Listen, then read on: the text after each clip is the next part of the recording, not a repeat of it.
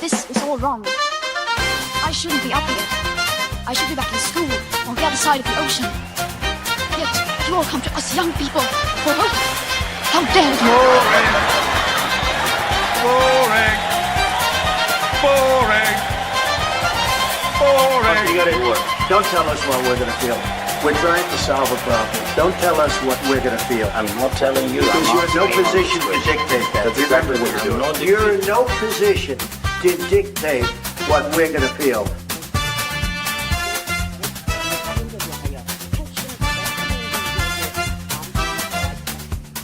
I call again for an immediate ceasefire in Gaza, the return of the sausages, the hostages.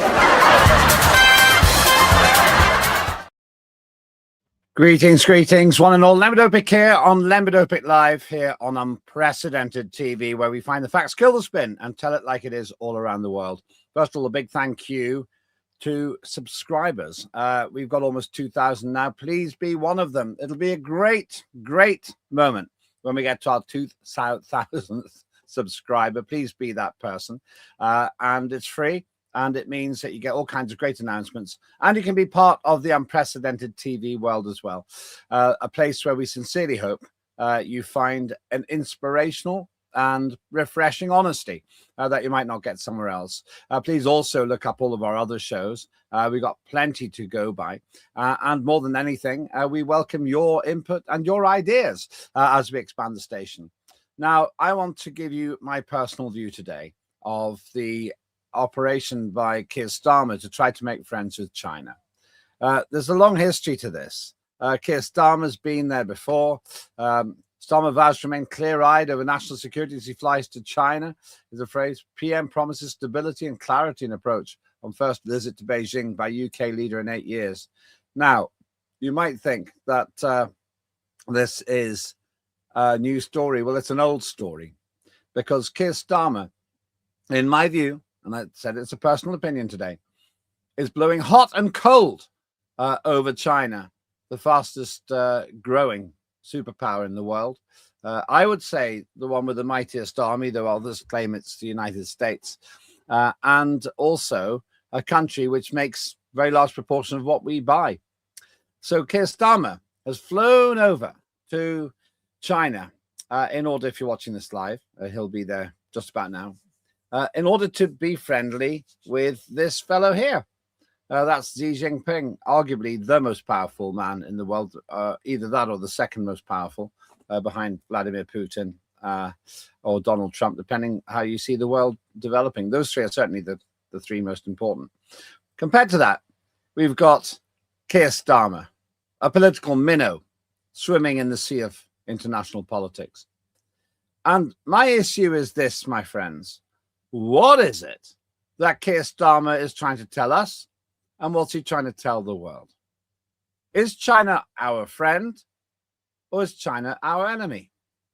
It's very hard to understand, because we've had totally conflicting opinions expressed both by Keir Starmer and by his cronies in years gone by and months gone by. On the one side, we're told that China is a security risk, that we can't build the huge new embassy they want in central London because they'll spy on us. They'll be sitting around listening to our private chats. Who knows? They might be listening now. I hope they are. That's a huge audience. Welcome, China, if you're watching. I did try to move there in 1997, but that's a whole different story. On the other hand, he flies across with a bunch of business people, a few journalists, to say, oh, hello, China. We want to be friends with you. Well, make up your mind, Starmer. It's really confusing. I put it to you that this headline says it all. Starmer says China policy cannot continue to blow hot and cold. I agree. But you, Starmer, are the person who's blowing hot and cold, and your people are doing the same thing. So my first point in this personal opinion today is that Keir Starmer is guilty of the very thing you see on your screen right now. Blowing hot and cold over China. On the one side, we hear all these security threats. And I'm going to tell you some ridiculous anecdote from the aircraft that Starmer's flown over to China on in a moment. On the other side, he goes over and says, oh, we want to be friends with you. Britain could be a great ally. Here's the anecdote. Apparently, a whole load of business people are on the flight as well. This is in response to the fact that Keir Starmer is being accused of spending too much time away from Britain. I happen to agree with that, by the way. I think every time he goes away, he simply embarrasses the country.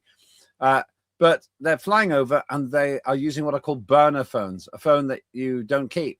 They're using all this tech and these emails that aren't permanent. Why? Because China could be spying on the delegation. Think about that in two ways. We're going over there, or at least the Prime Minister is, to make friends, but they're too scared of China to use their own phones. If and when I go to China, I use my tech. I don't have an issue with that. I've been investigated by the FBI twice for whatever reason. Why would I not use a burner phone in America, which I don't? Why would I not use a different email in America, which I don't? So why is it different in China? What is it that China's got that the British Secret Service or the Americans haven't got? And then there's this idea of emails. Oh, yeah, let's use different emails when we're in China. Oh, yeah, that's because if you use an email, you couldn't in a million years hack somebody's email in the United Kingdom. What utter preposterous nonsense. We know that British governments have got into trouble because they've ended up arguing with, say, Apple. China, that was our own government, for crying out loud. So that's my first point. On the actual aircraft that Keir Starmer's going over to China in with all the business people, they're saying, oh, be terrified. They could be spying on you. I'll tell you this, second point. I worked in China. I admire China. Like every country, they're not perfect. They wouldn't pretend they are. And you can have a big ideological conversation about their system of government and all that goes with it. And I'll come to that in a short while. But when I went there, I was treated with respect. I felt a damn sight safer walking through the streets of Hong Kong or a huge city called Guangzhou, which is in the heart of China, one of the great powerhouses of China. I'm far safer walking there midnight than I do in central London. Not one time was I robbed. Not one time was I even aware that someone was trying to rob me. I've had 2 phones stolen in central London. I've been intimidated. I've seen violence. I've seen horrendous behavior by individuals and groups. You don't see that in China. Now, people like Keir Starmer, who blow hot and cold over China, might say, oh, well, that's because they're an authoritarian state. I would actually quite like to suggest you're not one to preach about authoritarianism, Starmer. You want to have the online safety bill snooping on us. You put people in prison for hurty words on the internet. You want to have surveillance more than any other city in the world, I think, including in China. Britain has London, which is the most surveilled, if that's a verb, city in the world. So on this second point, my personal experience of China has been positive. I was once a guest of the Chinese government after Hong Kong was handed back. Hong Kong was on a lease, 99-year lease, and after it finished, Britain had to give it back to China. And I have to declare an interest as deputy chair of the All-Party China Group. I didn't get paid by China. I just was interested, and that's how my relationship with China developed, because I was already very fond of China from when I'd been there before. So on the second point, the reality is that a whole lot of people in China will feel a whole heap happier about living there than those in Britain, and certainly those in London. Here's my third point. If Keir Starmer is really so terrified of China, why does he gormlessly go over there sucking up to the leadership? If China's so terrible, the way he tells us that Russia is, why is he taking a whole delegation to try to do business with them? It seems to me, my friends, that Keir Starmer's hot and cold attitude is to tell us here in Britain that China is our enemy, but then go to China and tell them Britain is their friend. The Chinese aren't stupid. They turn out 5 million graduates every year. 5 million graduates a year. That means they basically generate roughly the British population of graduates every 11 years. So that's stupid. And they're quite wily because they have huge resources. They have a military, which I'll come to in a short while. But most importantly, they have a game plan. When I was in China, when I worked in China for this big, huge American company, they told me what their plan was. They were going to develop their infrastructure. They were going to do, including their air network, that was understood. They were going to develop their economy. And when I became a member of parliament and I went to talk to Chinese, they also said they were going to become the world's biggest superpower through economic might. And they're doing all that. Quite transparent, no secret. They didn't used to tell me how terrible Britain was. They didn't used to tell me, oh, we've got to be careful because Britain's presenting a security threat for us. Instead, they wanted to do business. And they were charming, quite formal, but incredibly adept. And as a guest of, adept at international diplomacy. And as a guest of the Chinese government in Hong Kong, they left us to our own devices. They may have been surveilling us. They may have been spying on us. I don't know. I wasn't aware of it. But I know that they did a terrific job as hosts. And they were non-intrusive. And they didn't give us a hard time when I was there. Now, that's a sample of one. I accept that. It's just me.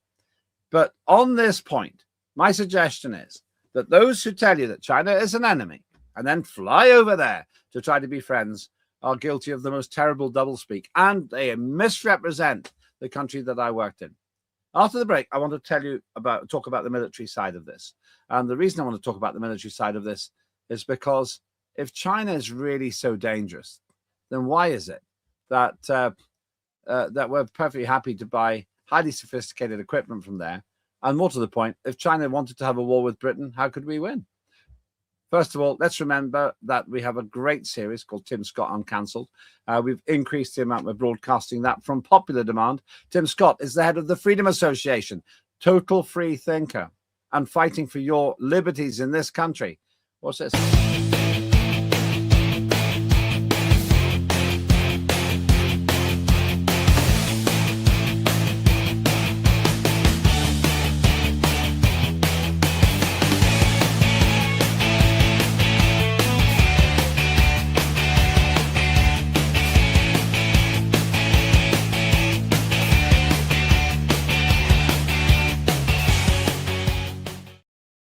I'd be interested to know what Tim Scott thinks about China, whether he's a Sinophile like me, somebody who loves China, or whether he takes the more conservative, more concerned approach of others. I'm sure of one thing, Tim Scott won't be blowing hot and cold over China the way Keir Starmer has. And you're rejoining me on Lembit Öpik Live on Unprecedented TV as I take the opportunity, the privilege of sharing my views on China. Let's go back to this issue. What does Keir Starmer really mean? China poses national security threat to UK. There'll be no security trade-offs by engaging with the world's second largest economy, says Prime Minister. That was on the 1st of December, 2025. That's about a month ago. China poses national security threats to UK. Now, I don't understand, ladies and gentlemen, how on the one hand you can say that China is our friend, and on the other hand, you can say something like that. Imagine if you had a neighbor and you said to the whole housing estate, what's that neighbor? He's spying on you. He stands on the top floor of his house with his binoculars. He's put bugging devices in your hedges. He earwigs your private conversations in your garden. And they get to hear about it. And then you go round to the house and say, hey, let's be friends. That's exactly what Keir Starmer's doing. Does he think that China doesn't notice these kinds of comments? Does he think that on the one hand, he can tell us that China is our enemy, and then on the other hand, he can tell China that he's their friend? I don't think so. What this shows isn't that China is our enemy, and I don't think they are. I think they're pragmatic. I think that they want to rule the world through economic might, not through invading and conquering Britain. But what this tells me is Starmer and his people are so dumb that they don't think that China notices when the diminutive government we've got now, the intellectually compromised ragbag of cabinet ministers are saying this sort of thing about the Chinese.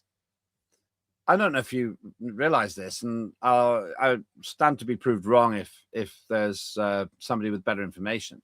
But I'm told that China, and the Chinese embassy in Britain, in London, has some of the lowest law-breaking records of any embassy in the country. In other words, they obey British law. That's what I think happens. And as a result of that, once again, circumstantial evidence I accept. But if you have good guests, you could assume that they're potentially good people. But Starmer says that they pose a national security threat. Now, let me ask you this question. How does building a huge embassy in London prove that they are a national security threat? A lot of people say that it does. But then if you do think that, why do you let them build the embassy? Another contradiction. Once again, we've got a doublespeak. The Prime Minister is blowing hot and cold. So my I think third point, here is that that you can't have it both ways. You can't act in one way and say another thing. There's a great phrase: you can't talk yourself out of a problem you've behaved yourself into. And Starmer and his cabal seem to talk as if they're terrified of China, but on the other hand, they extend the hand of friendship and act as if they want to lay over and let China tickle their tummy. Now, China doesn't take Britain all that seriously, I would say, because we're not very big anymore. There's remnants of bits of empire called the Commonwealth, and I'm sure China would love to get its hands more onto that economic market. But they don't have to worry too much, because with a plane full of business people flying over to China, Starmer, as the putative leader of that group, I'd have chosen someone better, someone much better, but the putative leader of the group isn't going to be able to stand in the way of deals. Because if you're on that plane, you could say to Starmer, oh, great, I've just done a £10 million deal with China. What's Starmer going to say? I don't really think you should do that. He'd say, well, why did you have me on the flipping plane in the first place? Let me move to the final point. This isn't a problem unique to the Labour Party. This is being a big case. Key China spy case witness removed enemy from evidence under Tories. Under the Conservatives, we had some of the same problems. We had people in the government who wanted to prosecute other people, like the ones in the picture there, for allegedly conspiring with the Chinese. You may have seen headlines and stories about China paying money to influence politicians in Britain. Well, I got two thoughts about that. On the first one, it was Labour that collapsed this case, I argue. Labour didn't want this case to go forward. So after having told us that China is a national security threat to the United Kingdom, Starmer's own people make sure that this case doesn't go forward. What are the Chinese supposed to think? Are we their friend? Are we their enemy? Are they allowed to lobby in Westminster? Are they not? Which leads me to the other point. Why is it wrong for China to try to influence British government, but completely right for a whole bunch of other countries to endlessly invest time and money flying British politicians to where they want them to be in order to influence them too?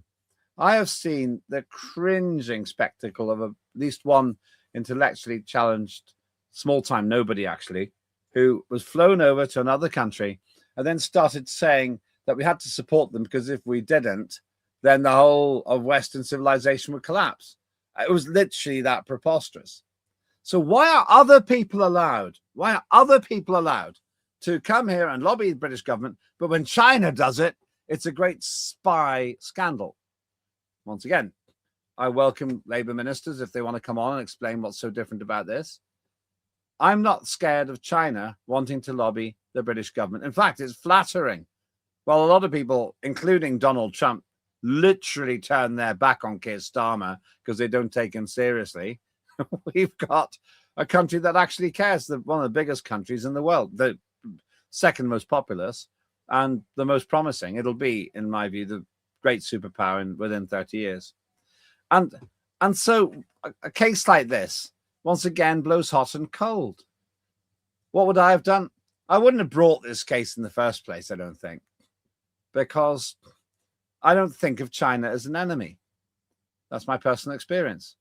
In fact, I have great respect for China. I have little sort of admiration for the economic and social and cultural journey they've taken in the last 50 years. If you look across the last 100 years, most people were illiterate, I think, 100 years ago in China, and most people are pretty well educated now. They have made a monumental leap forward in that time, and their economy is stunningly impressive. Made in China isn't a warning. It's actually a boast, I think, in some ways. So on this point, I argue that the Tories were a little better than the Labour Party at this, but the Labour Party are even worse. So let's bank this issue, and then I'm going to try and bring it all together. In my humble opinion, both the Labour Party and the Conservatives have blown hot and cold over China. They say to Britain that China is our foe. Then they fly across to China and say Britain is their friend. China is quite smart. They are wily. President Xi Jinping, the guy in charge, he knows what's going on. He can triangulate the reality. And so when Starmer vows to remain clear-eyed over national security as he flies to China, and then the subtext here is PM promises stability and clarity in approach on first visit to Beijing by UK leader in 8 years. Right, basically, the bit in red there, I think it's in red, I'm colorblind. Very low bar. Analysts say Starmer faces slim pickings in China. Might sum up what you'd expect. China owes us nothing. We owe China everything if we want to be in their big club. And here's the problem. The big club's called BRICS. What is BRICS? I'll come to that in a minute. Let me read some of your comments. Neil Curry says, why isn't there Labour Friends of China? I didn't know there wasn't, Neil. But I used to be the deputy chair of the all-party parliamentary group on China. And I had some of the most spectacular meetings. I was invited to some of the most wonderful events, especially the New Year's celebrations, which occurred recently, actually. And I had some concerns about Taiwan, and I was honored to have lunch with the Chinese ambassador to Britain, and explained it in very clear terms, the territorial concerns and ambitions there, very persuasively, in my opinion, actually.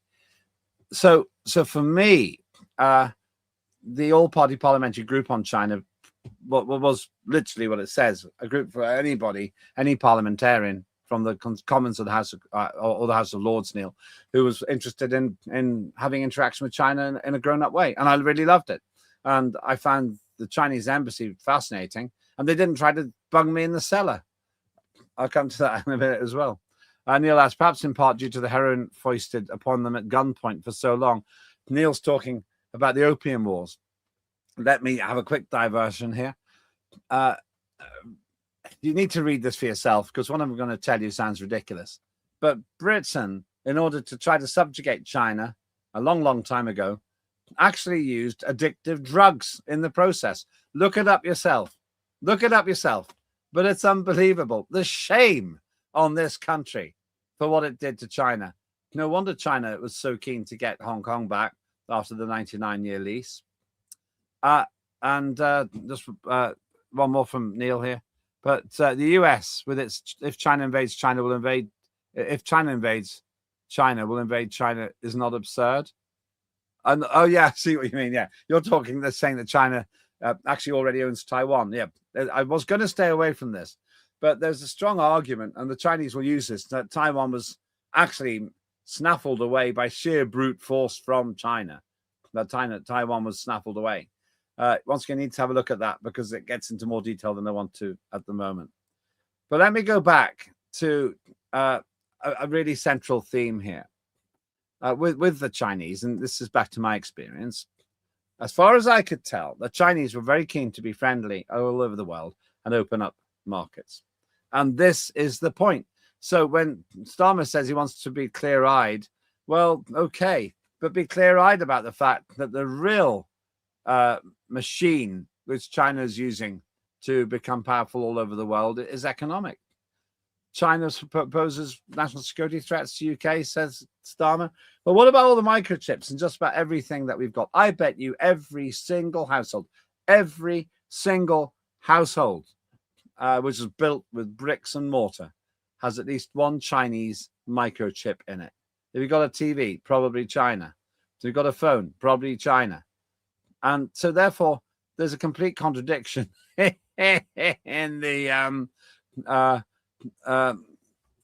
the circumstance where if we were to suddenly wave a magic wand and remove all Chinese goods from Britain, Britain would stall. It just wouldn't be able to operate. And the internet would go down as well, by the way, I think. Neil says something useful here. 3 out of 4 adult males were addicts during the Opium Wars. That's a pretty worrying figure. And and imagine the US being so tolerant if China were operating thus on Galveston Island. This is roughly the analogy there with the Taiwan situation. Neil, you are a very well-informed person when it comes to China. I salute you. So let me move to the final observation. Let us say that it doesn't go well for Keir Starmer, and it doesn't tend to go well for Keir Starmer. I predicted when he went to see Donald Trump in, where was it now, Egypt, that he would be...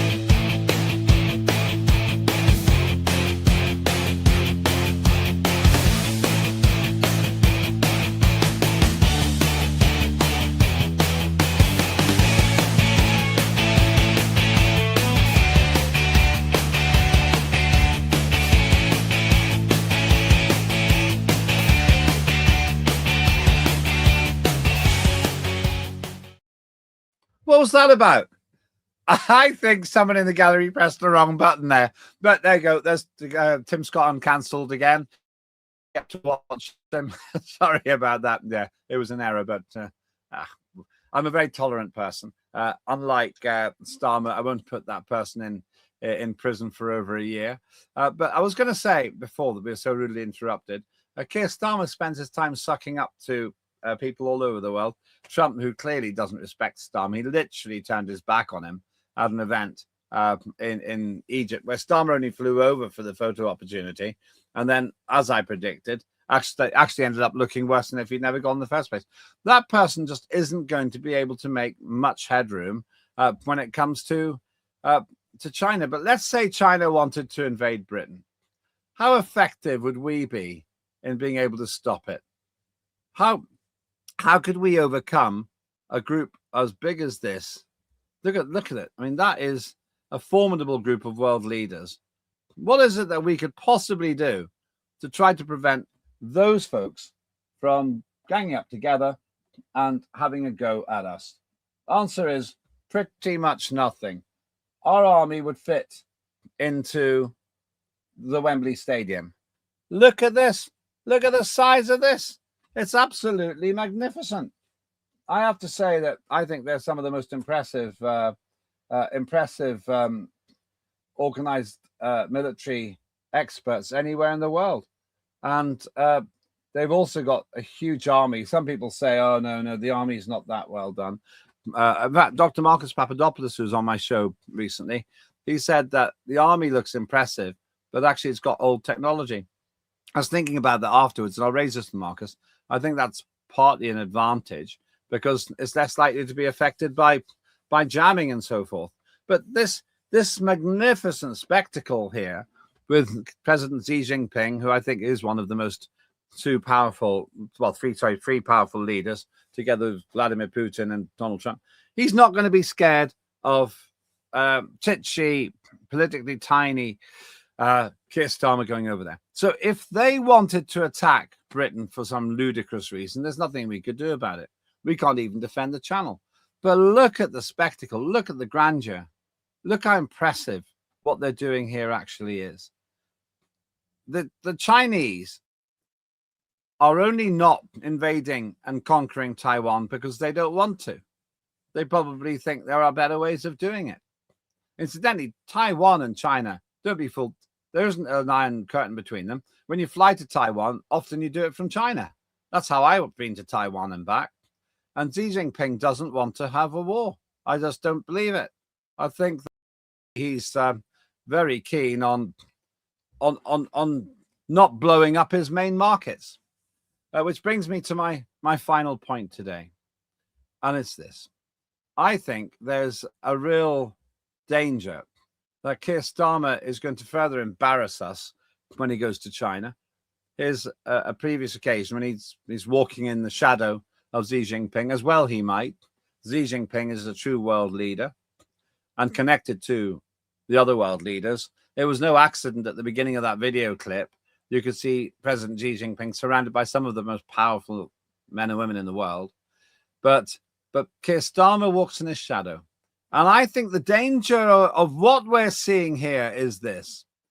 Keir Starmer going to China, as ever, with a total lack of self-awareness and risking embarrassing Britain yet again with his mealy-mouthed nonsense, which simply proves to the Chinese that we are a good market, but little else. If there's any hope for this visit, it is this, that the Chinese see us as an attractive market and they're impressed by the business people on that flight. The last thing we need is Keir Starmer to be representing the once great Britain in a circumstance where China, with 1.4 billion people, isn't too scared of Britain with 1/20th of the human resources. Where China, which knows how to guard its borders, isn't concerned about Britain, which has a border free for all.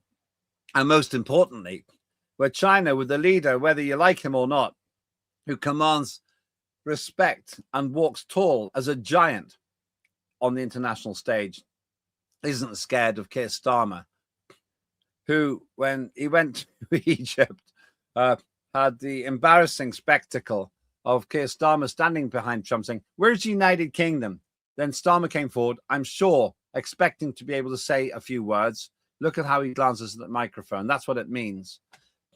Instead gets handshake and Trump turns his back on Starmer. I don't think he's scared of Starmer. My advice to the delegation, if you're watching, is keep Starmer on the plane.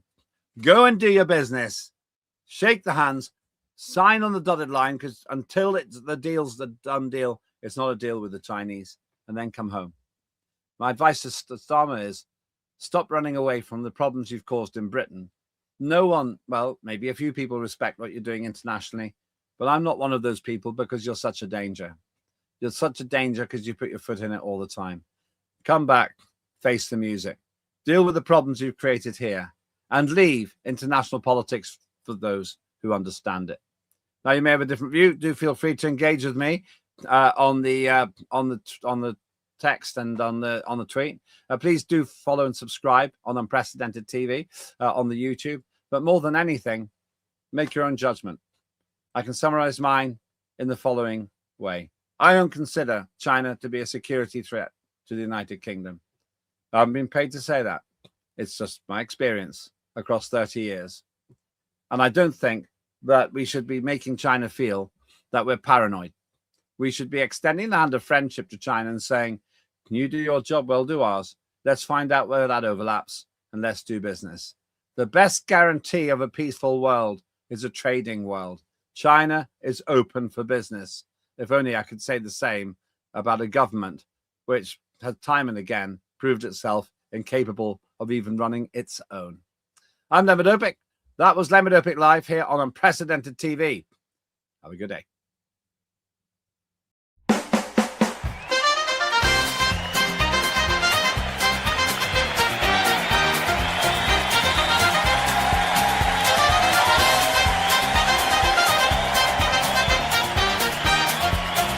Immediate ceasefire in Gaza. The return of the sausages.